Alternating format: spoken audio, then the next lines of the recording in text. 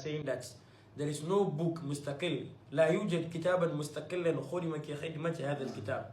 You won't get any kitab that is in this context that is having no more than 200 pages, and ulama have saved it like Umdatul Ahkam. There is no that kitab. No. Even there is a kitab that did the sharh of Umdatul Ahkam. That one, a lot of books are having the commentary of the original copy is there, and you see the commentary are also there. But this one, even the Nahu, even the i'rab of Umdatul Ahkam, kamil and yujad. If you want to get the i'rab of Umdatul Ahkam, is there. So Malams are saying that there is no book in this field that has been saved by ulama like Umdatul Ahkam.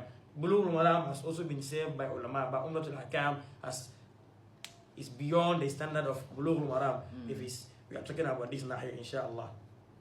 So the first thing, as I said, wudu, it requires a lot of things.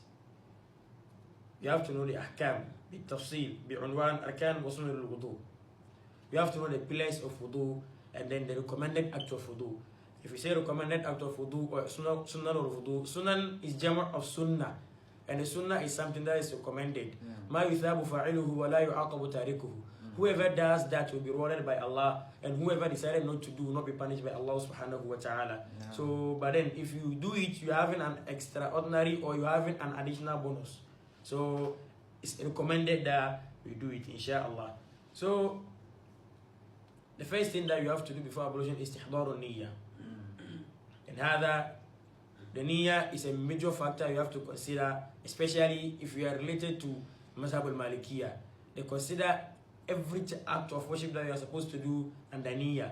If you have to pray, niyyah, wudu, niyyah, fasting, niyyah, Malikiyah, everything is niyyah. So استحضار النية ولا يصح الوضوء إلا بنية رفع الحدث الذي منع من العبادة. If you are about to perform ablution, you have to make an intention that all impurities are not attached to your body, your dress, before you perform the ablution. If you know that there is some amount of impurities on your dress, you cannot perform the ablution. You are supposed to get rid of that impurity first before you perform the ablution. If you know that you are constrained, you are not supposed to perform ablution. You have to make sure you go and free yourself before you perform ablution.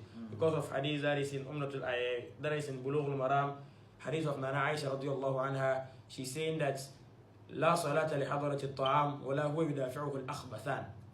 That your ablution will not be considered as valid ablution if food is there, or al-akhbathan. If you say akhbathan, that is either toilet or urinal. You are constrained, you want to free yourself, but because the time for prayer is almost due, if you go to the washroom, you may not get some part of the salah. So you say, okay, let me perform ablution and go and pray. After it, then I will come and free myself.